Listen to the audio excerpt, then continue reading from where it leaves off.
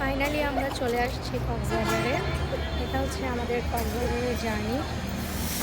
খুবই শীত এখানে, সারা ঘুমাইতে পারি নাই। এখানে আমাদের টমটম ভাড়া করতেছে, আমরা আমাদের রিসোর্টে যাব। সো এর আগে কখনো আমি কক্সবাজারে এতবার গিয়েছি, কখনো ব্লগ করি নাই, এবার করব। তো সাথে থাকবেন আর দেখতে থাকবেন।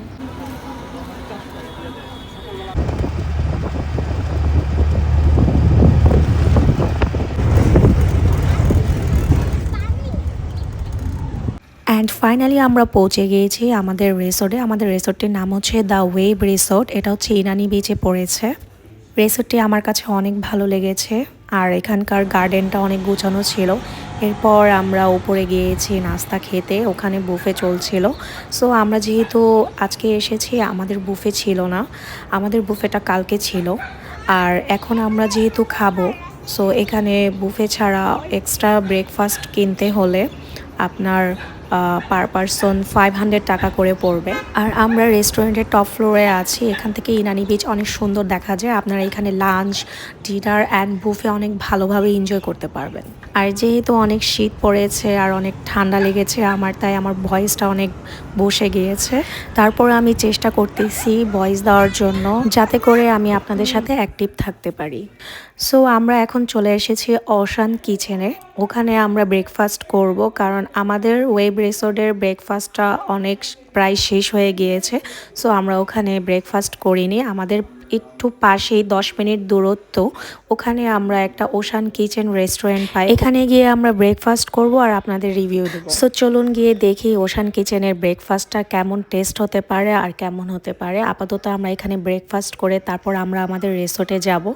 তারপর হচ্ছে আমরা চেকিং করব, কারণ আমাদের রুম এখনও রেডি হয়নি।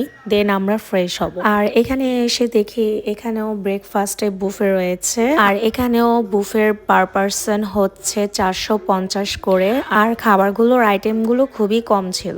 আমরা এখানে নিয়েছি আমাদের সিম্পল বুফে। বুফের খাবার অনুযায়ী প্রাইসটা অনেক বেশি ছিল। এত সিম্পল খাবার এক একজন পার পারসন 450 টাকা, আমি বলতে পারতেছি না এটা কীভাবে রাখছে। এটা হচ্ছে তেহারির মধ্যে কোনো মাংস নাই, সো আমি চিকেন ঝাল ফ্রাই নিয়েছি। আর কিছু ফ্রুটস আছে, এটা পিহর জন্য। আর এখানে 2 রকমের জুস আছে, পেঁপে আর অরেঞ্জের। খুব সুন্দর সমুদ্র, এখানে জুম করে দেখলাম সমুদ্র আছে। সমুদ্রের ভিউ দেখতে দেখতে আমরা নাস্তা করছি। নাস্তার টেস্টটা খুবই আহামরি মজা না, বাট এখন খিদা যেহেতু লেগেছে, এত বড় একটা জার্নি করেছি বাস দিয়ে, সারা রাত কিছু খাইনি, সো নাস্তাটাই ভালো লাগতেছে কোনো রকম।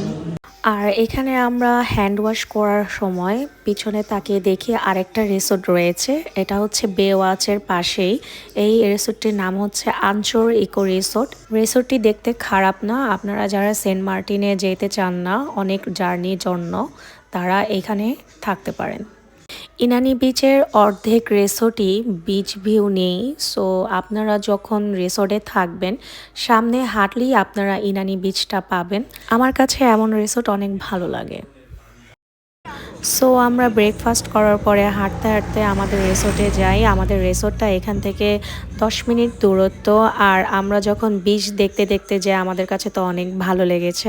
সো আমরা অলরেডি আমাদের রিসোর্টের দিকে চলে আসছি।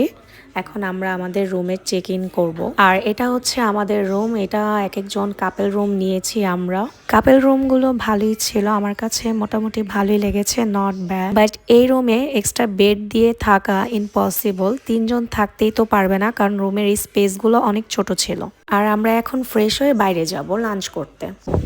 আমরা এখন যাচ্ছি দুপুরে লাঞ্চ করতে পালংকিতে। এখন হচ্ছে দুপুর 3টা বাজে। আমরা এখানে ফুল ফ্যামিলি আসছি। ফুল ফ্যামিলি এখন আমরা লাঞ্চ করে তারপর আমরা বিচে যাব। দেন আপনাদের এই সুন্দর বিচের ওয়েদার আর ভিউটা দেখাবো। এত সুন্দর আর এত সুন্দর বাতাস, অনেক সুন্দর। তারপর আমরা টমটমে উঠে যাই। আমরা পালংকিতে আজকে খাবো। পালংকিটা হচ্ছে বে ওয়াচের খুবই কাছে আছে। আর 10 মিনিট লাগবে আমাদের এখান থেকে যেতে। আর টমটমের ভাড়া ছিল আমাদের পার পারসন 20 টাকা করে। সো আমরা 100 টাকার মধ্যে টমটম দিয়ে পালঙ্কিতে যেতে পারি। অ্যান্ড আমরা অলরেডি চলে আসছি পালঙ্কিতে লাঞ্চ করার জন্য। পালঙ্কির খাবারগুলো আমার অনেক ভালো লেগেছিল গতবার যখন আমি গিয়েছিলাম। সো আমরা এখানে সিটে বসে পড়েছি। আমরা এখন সবাই এক একজন অর্ডার করছি আমরা কী কী খাবো আর কী কী নিব আমাদের লাঞ্চের জন্য, সেগুলো আপনাদেরকে অবশ্যই দেখাবো। সো আমরা এখানে নিয়েছি কোরাল মাছ, পাহাড়ি মুরগি, ভেটকি পাতুরি আর কলার মোচা আর হচ্ছে লইট্টা ফ্রাই আর ডাল। গতবার যখন আমি কক্সবাজারে গিয়েছি পালঙ্কির খাবার আমার কাছে অনেক টেস্টি লাগছিল, বাট এবার আমার কাছে কোনো টেস্টই লাগেনি। খাবারগুলোর টেস্টগুলো অনেক চেঞ্জ হয়ে গিয়েছে, আমার কাছে একদম ভালো লাগেনি। এখন এক একজনের টেস্ট এক এক রকম হতে পারে, বাট আমার কাছে এতটা আহামরি ভালো লাগেনি গতবার যতটা মজা পেয়েছিলাম। আর ভেটকি পাতুরির মধ্যে আমার কাছে এটা অনেক ফেভারিট একটা ডিশ ছিল, বাট এবার আমি খেয়ে একদমই টেস্ট পাইনি। তারপর আমরা খাওয়া দাওয়া শেষ করে সামনে ইনানি বিচে গেলাম। ওখানে আমরা বিচ ভিউ দেখার জন্য সবাই গিয়েছি, অনেক এনজয় করেছি। আমার কাছে তো অনেক ভালো লেগেছে, সবাই মিলে অনেক সমুদ্রটা এনজয় করেছি। আপনাদের কাছে কেমন লেগেছে অবশ্যই জানাবেন।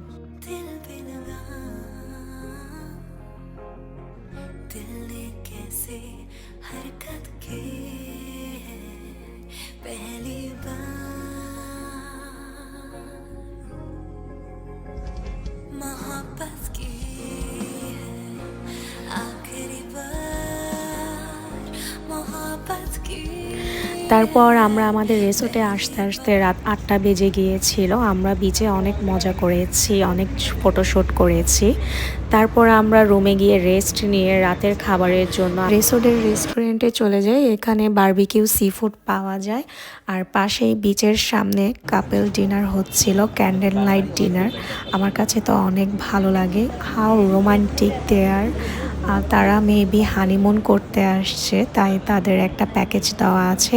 এই রিসোর্টে একটা প্যাকেজ দেওয়া হয়, দুরাত থাকা আর হচ্ছে ক্যান্ডেল নাইট ডিনার আর হচ্ছে রফ একটা ডিনার হয় ক্যান্ডেল নাইটের। সো আপনারা এখানে কথা বলে হানিমুন প্যাকেজও নিতে পারেন। তারপর আমরা খাওয়া দাওয়া করে বিচের সামনে আসি একটু ঘুরতে। ওখানে গিয়ে দেখি তারা এখনও ক্যান্ডেল নাইট ডিনার করছে, ফটোশ্যুট করছে। সো আমার মনে হয়েছে ওদেরকে ডিস্টার্ব করাটা উচিত হবে না, সো আমরা আবার চলে আসি। আর এটা হচ্ছে আমাদের ব্রেকফাস্ট। আমরা ব্রেকফাস্টে এখানে অনেক রকমের আইটেম ছিল আর খাবারগুলো আমার কাছে অনেক ভালো লেগেছে। তাদের খাবারের আইটেমগুলো কম হলেও খুবই টেস্টি ছিল। সো আমরা নাস্তা করে আবার আমরা একটু বিচে যাই, আমাদের রিসোর্টের অপোজিটেই বিচ। আমরা বিচে একটু হাঁটাহাঁটি করি, আমাদের কাছে অনেক ভালো লাগছে সকালের বিচটা দেখতে। আর এটাই ছিল আমাদের লাস্ট ডে ওয়েব রিসোর্টের। আপনারাও জানাবেন কেমন লেগেছে দ্য ওয়েব রিসোর্টটি।